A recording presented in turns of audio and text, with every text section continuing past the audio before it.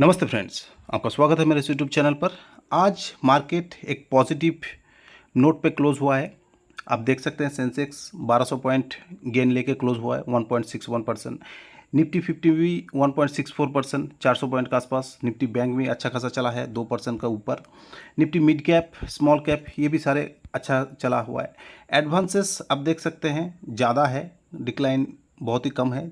ठीक है, डबल बोल सकते हैं हम, डबल के आसपास एडवांसेस है। यूएस मार्केट अगर आप देखेंगे तो फॉरेन मार्केट भी गिफ्ट निफ्टी पॉजिटिव चल रहा है, डो जोन्स भी पॉजिटिव चल रहा है, निकेई भी पॉजिटिव अच्छा खासा चल रहा है। हैंग सेंग में आप बोल सकते हैं हल्का सा माइल्ड सा नेगेटिविटी आपको दिख रहा है। बढ़ने वाला स्टॉक जो है आज का टॉप गेनर वो है, जो आपको मैं ऑलरेडी बता रखा हूँ कि जो ट्रेंड है, ये ट्रेंड को अगर आप ट्रेंड बना लेंगे तो एक अच्छा खासा कमाई कर सकते हैं। जो गार्डन रिच शिप बिल्डर, कोचिन शिपयार्ड, मझगांव डॉक, ये सारे एक ही सेक्टर से बिलोंग करता है। ऑलरेडी मैं आपसे डिस्कस करके रखा हूँ कि डिफेंस सेक्टर या शिप बिल्डिंग सेक्टर बहुत ही ज़्यादा अभी चल रहा है, रेलवे चल रहा है, पावर सेक्टर चल रहा है। तो इनका स्टॉक अगर आपका पोर्टफोलियो में है या शॉर्ट टर्म में आप लेना चाहते हैं तो आप लेके कामकाज कर सकते हैं। तो आज यहाँ पे अच्छा खासा कामकाज होता हुआ दिखाई दिया। ठीक है, बढ़िया रैली आप बोल सकते हैं। पावर सेक्टर में देखिए Hitachi energy, Bharat dynamics, railway का आईआरएफसी। ठीक है, तो मोस्ट ऑफ दी आपको यही सेक्टर से मिलेगा, ये 2-3 सेक्टर जो मैं आपको बता रहा हूँ। ठीक है, देन आप बोल सकते हैं शोभा, जो बिल्डिंग वाला चीज़ है, ये भी अच्छा खासा चल रहा है। ठीक है, तो इनके जो स्टॉक है, ऐसे सेक्टरों का स्टॉक अगर आप देखेंगे तो आपको कहीं ना कुछ अपॉर्चुनिटी मिलेगा शॉर्ट टर्म में ट्रेडिंग या स्विंग ट्रेडिंग, ठीक है, करके कुछ अर्निंग करने का।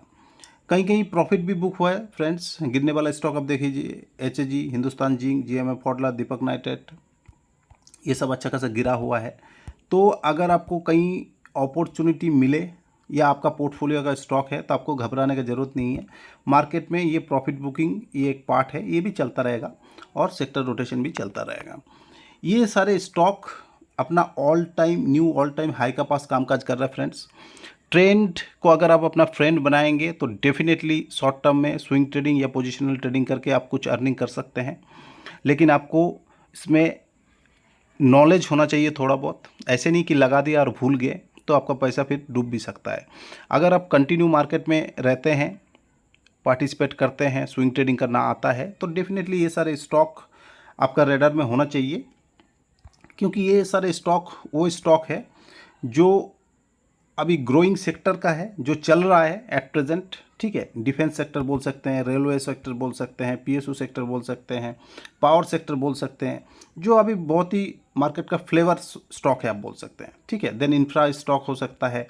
ये सारे स्टॉक जो है अभी ऑल टाइम हाई का पास कामकाज कर रहा है। और ये मार्केट में अनुमान देखा गया है, जो स्ट्रांग होता है वो और भी ज़्यादा स्ट्रांग होता है, और जो वीक होता है और भी ज़्यादा वीक होता है। ठीक है, क्योंकि वहाँ पे नया कैपिटल आता है, नया कैपिटल लगता रहता है। ठीक है, और हर कोई शॉर्ट टर्म में अच्छा खासा कमाना चाहता है, इसलिए पोर्टफोलियो का पार्ट भी ये स्टॉकों को बनाया जाता है। तो डेफिनेटली यहाँ पे अगर आप कुछ अपॉर्चुनिटी ढूंढेंगे तो डेफिनेटली आपको कुछ अपॉर्चुनिटी मिलेगा और शॉर्ट टर्म में आप अर्निंग भी कर सकते हैं। मैं 3 दिन पहले आपका साथ बताया था, वीडियो शेयर किया था, मैं आपको दिखाऊंगा आगे जाके। मार्केट में न्यूज़ अगर आप देखेंगे फ्रेंड्स, हर कोई चीयर अप कर रहा है मार्केट को, फ्रेश ऑल टाइम हाई इस वजह से 22,950 के ऊपर क्लोज हुआ है। और डेफिनेटली हर कोई एक्सपेक्ट करके चल रहा है कि 23,000 को भी ये क्लेम कर लेगा जल्दी। और जून एंड तक 24,000 तक का भी बातचीत चल रहा है फ्रेंड्स। अगर पॉजिटिव नोट में इलेक्शन क्लोज होता है, रिजल्ट एज पर एक्सपेक्टेशन आता है या बैड रिजल्ट नहीं आता है, ठीक है, इलेक्शन का, निफ्टी और 100-200 पॉइंट अभी चल सकता है। ठीक है, जब तक ये 23,000 को क्लेम नहीं कर लेगा। ठीक है, तो मार्केट सेंटिमेंट अभी बहुत ही ज़्यादा पॉजिटिव है, पॉजिटिव रहेगा भी। ठीक है, ये अनुमान हर न्यूज़ में यही डिस्कस हो रहा है। क्लोजिंग आप देख सकते हैं कि निफ्टी रिकॉर्ड हाई पे क्लोज हुआ है। ऑटो, आईटी, बैंक्स ये सारे रैली कर रहा है धीरे धीरे। जो अभी तक पार्टिसिपेट नहीं किया वो सारे पार्टिसिपेट करने लगेगा तो अच्छा खासा रैली आएगा। निफ्टी बैंक आज अच्छा खासा चला है। ठीक है, 2% का ऊपर चला है। बिगेस्ट आप बोल सकते हैं बिगेस्ट गेनर है अदानी एंटरप्राइजेस, बिगेस्ट लूजर है पावर ग्रिड। बेस्ट सेक्टर जो है निफ्टी ऑटो को देखा जा रहा है जो कंटिन्यू 2-3 दिनों से चल रहा है। और सबसे ख़राब सेक्टर आज जो परफॉर्म किया है वो है निफ्टी फार्मा। तो फार्मा में अभी प्रॉफिट बुकिंग चल रहा है और निफ्टी ऑटो में पैसा लग रहा है। मार्केट रिकॉर्ड हाई पे कामकाज कर रहा है। हम न्यूज़ ढूंढने का कोशिश किया क्यों स्टॉक मार्केट इतना ज़्यादा चल रहा है। तो यहाँ पे 5 की फैक्टर के बारे में डिस्कस किया जा रहा है। आज का ही न्यूज़ है, आप देख सकते हैं यहाँ पर। तो 5 जो मेजर फैक्टर बताया जा रहा है, ये फर्स्ट है ईजिंग इलेक्शन रिलेटेड जिटर्स। इसका मतलब एक ग्रीन जोन में मार्केट को लाना चाहता है ताकि एक पॉजिटिव स्टेबल नोट का साथ लोकसभा इलेक्शन क्लोज हो, ठीक है। और क्वालिटी जो लॉन्ग टर्म इन्वेस्टर है इसी आउटलुक से बाइंग चल रहा है अभी, ठीक है, स्टॉकों में जहां आपको वैल्यू दिख रहा है, लार्ज कैप स्टॉक या Fairlie valued large cap stock, यहाँ पे बाइंग चल रहा है, ठीक है। तो मैं ऑलरेडी आपके साथ इसमें डिस्कस करके रखा हूँ फ्रेंड्स कि अगर आप लॉन्ग टर्म इन्वेस्टमेंट करना चाहते हैं तो कुछ स्टॉक है जहाँ पर आपको बाइंग डेफिनेटली करके चलना चाहिए। और मैक्रो फैक्टर्स अगर आप देखेंगे तो मैक्रो फैक्टर्स में आपको बताया जा रहा है कि रिजर्व बैंक जो है आरबीआई अनाउंस किया है 2.11 लाख करोड़ का डिविडेंड सेंटर फॉर FY24। तो ये इसका वजह से एक पॉजिटिव इकोनॉमी में हेल्प होगा, ठीक है। और फिजिकल डेफिसिट का जो टारगेट है वो भी पूरा होगा। 3 नंबर जो कारण है ये दिखा जा रहा है कि गेंस इन बैंकिंग हैवीवेट्स। काफ़ी दिनों से बैंकिंग हैवीवेट्स वगैरह चल नहीं रहा था, अभी चलने लगा है। तो अगर निफ्टी बैंक को परफॉर्म करना है तो definitely HDFC bank, ICICI bank, Axis bank, then Kotak आज पार्टिसिपेट नहीं किया, कोटक को भी चलना पड़ेगा, तब जाके न्यू ऑल टाइम हाई का ऊपर निफ्टी बैंक कामकाज करेगा। Strong buying by domestic investor. जी हाँ फ्रेंड्स, डोमेस्टिक इन्वेस्टर बाइंग कर रहा है, इसका मतलब म्यूचुअल फंड में जो पैसा लग रहा है वो अभी ऑल टाइम हाई के आसपास है, आपने पिछले कुछ न्यूज़ में देखा है। तो अभी इनको लग रहा है कि कहीं वैल्यू दिख रहा है, मार्केट पॉजिटिव नोट में चल रहा है, 23,000 लगभग अचीव कर ही लिया है और जून एंड होते होते 24K का भी बात चल रहा है, ठीक है। तो अगर 24K तक आएगा तो कुछ स्टॉक है जो गिरे हैं पड़े हैं वहाँ पे अच्छा खासा रैली हो सकता है, तो शॉर्ट टर्म में मार्केट को एक अच्छा खासा गेन मिलेगा, इस वजह से स्टॉक चलने लग गया है। टेक्निकल फैक्टर्स अगर आप देखेंगे, एनालिसिस बता रहा है कि मेजर जो रेजिस्टेंस लेवल है वो 23,000 को मार्क करके अभी चल रहा है एक्सपायरी के आसपास। और जो सपोर्ट है, एक सपोर्ट भी बेस बन रहा है 22,600 22,700 लेवल पे, ठीक है। कॉल पुट बेसिस का हिसाब से ये बताने का कोशिश कर रहा है। 3 दिन पहले फ्रेंड मैं आपको ये वीडियो बना के बताने का कोशिश किया था कि चार्ट ऑफ द वीक कौन सा वो स्टॉक हो सकता है जो आप स्विंग ट्रेडिंग, पोजिशनल ट्रेडिंग के लिए बाय कर सकते हैं। और strategy with all time high breakout stock, इनको कैसे देखना चाहिए, कैसे कामकाज करना चाहिए। अगर आप ये वीडियो नहीं देखा है तो डेफिनेटली आपका काम का होगा, ये आप जाइए वीडियो को देखिए, समझिए मैं क्या बताने का कोशिश किया हूँ, आपको डेफिनेटली यहाँ से हेल्प मिलेगा। देन फ्रेंड मैं उसका अगला दिन ये बताने का कोशिश किया था best stock to buy for swing positional trading और never to sell for next generation. यहाँ पे बेसिकली मैं 5 स्टॉक आपसे डिस्कस किया था, HDFC bank, Kotak bank, Bajaj finance, Hindustan Unilever और 5वां था एशियन पेंट, ठीक है। तो इसमें से कुछ स्टॉक अच्छा खासा परफॉर्म किया है। देखिए HDFC बैंक चल ही नहीं रहा था, एज ऑन डेट में 2.31% ये चला है और इन फ्यूचर इसको चलना पड़ेगा, तब जाके अच्छा खासा निफ्टी बैंक जो है गेन कर सकता है। काफ़ी दिनों से कंसोलिडेट कर रहा है अपना एक ही जोन में, आप बोल सकते हैं। जब ये जोन को ब्रेक करके जाएगा तो knew all time high create करेगा तो ये स्टॉक और भी अच्छा खासा तेज हो सकता है। अभी भी आपको 16% का आसपास डिस्काउंट में मिल रहा है, अगर आप चाहते हैं तो यहाँ पे देख सकते हैं अपॉर्चुनिटी। देख बजाज फाइनेंस फ्रेंड देख सकते हैं आज 1.19% चला है, ठीक है।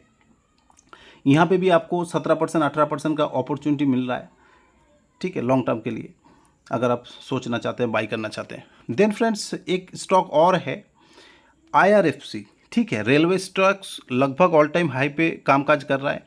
ये स्टॉक भी मेरे को अच्छा खासा लगा है। ठीक है, किसी ने कमेंट किया था सर इसमें क्या कर सकते हैं, इस वजह से इसको डिस्कस करके आपको समझाने की कोशिश कर रहा हूँ। तो ये जो स्टॉक है फ्रेंड्स, अपना ऑल टाइम हाई को लगभग अप्रोच कर दिया। अभी स्टॉक जो है 186 का आसपास कामकाज कर रहा है और 194 का ये ऑल टाइम हाई है। ठीक है, तो एक बार ये ऑल टाइम हाई को ब्रेक कर देगा तो ये चार्ट और भी ज़्यादा मजबूत हो जाएगा और स्काई इज़ द लिमिट इसके पास हो जाएगा, क्योंकि ऑलरेडी पिछले टाइम में ये दिखाया था ऐसे कंसोलिडेशन और देखिए कितना बढ़िया यहाँ से रैली दिया था।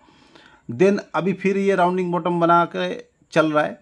अगर ये कुछ दिन यहाँ पे कंसोलिडेशन करता है देन ब्रेकआउट होता है तब भी पॉजिटिव है, नहीं तो एक चार्ट पैटर्न और क्रिएट हो सकता है। जैसे यहाँ पे आया देन थोड़ा सा रिट्रेसमेंट होके then handle cup and handle pattern बना के भी ये ऑल टाइम हाई को ब्रेक करेगा डेफिनेटली। हो सकता है कुछ दिन बाद करे कंसोलिडेट होने के बाद, कुछ दिन बाद या सीधा कर दे डायरेक्ट, अगर पॉजिटिव जैसे वॉल्यूम बेस काम का चल रहा है। तो एज ए स्विंग ट्रेडिंग या पोजिशनल ट्रेडिंग आप इनको कंसीडर कर सकते हैं। ठीक है, अपना रिस्क प्रोफाइल अनुसार मैं कह रहा हूँ, इस वजह से आपको बाय नहीं करना है, अपना फाइनेंशियल एडवाइजर का राय लेके बिल्कुल कामकाज करना फ्रेंड्स।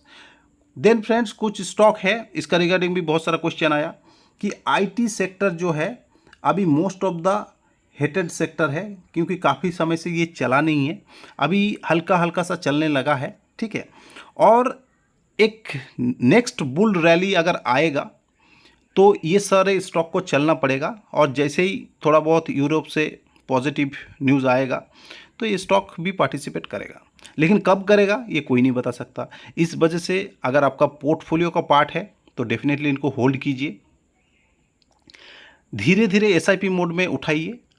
ठीक है, इकट्ठा बल्क बाई ना करिए, क्योंकि हो सकता है 1 साल बाद चले, 6 महीना बाद चले, 3 महीना बाद चले, कोई बोल नहीं सकता कि अगला 2 दिन से ये चलने लगेगा या अगला 2 दिन से चलने लगेगा। ठीक है, तो डेफिनेटली ये चलेगा, क्योंकि ऑलरेडी ये प्रूव करके रखा है, काफ़ी दिनों से चला है। एक बहुत बढ़िया रैली आया था, देन कंसोलिडेट हुआ, देन फिर चला। ठीक है, देन हो सकता है फिर थोड़ा बहुत कंसोलिडेट होगा, गिरेगा, फिर चलेगा।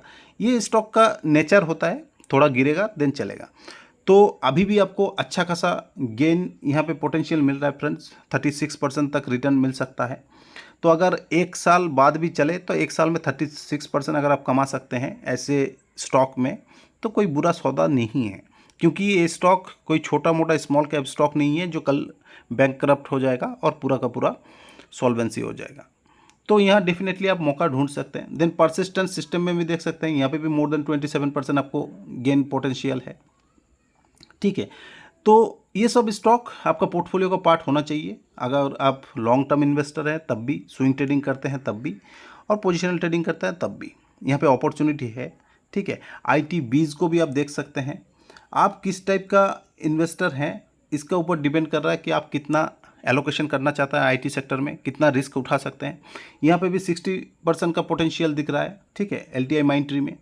तो डेफिनेटली ये सारे स्टॉक मिड कैप स्टॉक है, जब चलेगा अच्छा खासा रैली ये देगा तब आपका पोर्टफोलियो चांद लगा देगा। एल&टी टेक्नोलॉजी सर्विसेज LTTS, यहाँ पे भी मोर देन 31% आपको पोटेंशियल गेन है। देन टाटा एलेक्सी, ये भी 45% 46% पोटेंशियल गेन पॉसिबल है यहाँ पे भी फ्रेंड्स। KPIT टेक अच्छा खासा चला है, गिरावट ज़्यादा हुआ नहीं है, मौका आपको ज़्यादा नहीं दे रहा है। ठीक है, लेकिन यहाँ से अगर गिरावट आता है, मोर देन 20% गिरावट आता है, तो इसको भी आप कंसीडर कर सकते हैं। लेकिन ये भी बुरा सौदा नहीं है, क्योंकि ये ज़्यादा गिरता ही नहीं है, 20% आपको कभी मौका देगा ही नहीं है। ठीक है, 18% 19% दे रहा है, इतना बहुत है। यहाँ से धीरे धीरे आप SIP मोड में इनको उठा सकते हैं। देन फ्रेंड्स एक रिस्की स्टॉक जो हर किसी का पोर्टफोलियो का लगभग मेरे को लग रहा है हो सकता है रिटेल इन्वेस्टर के पास, ये है K-Solve। यहाँ पे भी 33% आपको मौका दे रहा है, एक अच्छा खासा रैली इसने दिखाया था। ठीक है, और अभी कंसोलिडेट हो रहा है। तो यहाँ पे बेस्ट पार्ट ये है कि अभी ये चला नहीं है, अभी आने वाला बुल रैली में अगर चलेगा तो यहाँ से भी डबल ट्रिपल हो सकता है। तो आप धीरे धीरे एक्यूमुलेशन कीजिए, और एक्यूमुलेशन करते हुए अपना पोर्टफोलियो में मोर देन 3% कोई भी स्टॉक को नहीं देना, और एक सेक्टर को आप मोर देन 10% ना एलोकेट करके चलें, क्योंकि ओवरऑल कितना स्टॉक रखेंगे, कितना सेक्टर रखेंगे, इसका ऊपर टोटल डिपेंड करता है आपका पोर्टफोलियो परफॉर्म कैसे करेगा। फ्रेंड्स आपका कोई भी स्टॉक का रिगार्डिंग कोई भी डिटेल वीडियो चाहिए अब नीचे कमेंट कीजिए। आपका भी कोई स्टॉक है जिसका रिगार्डिंग आपको कुछ समझना है, नीचे आप कमेंट कर सकते हैं।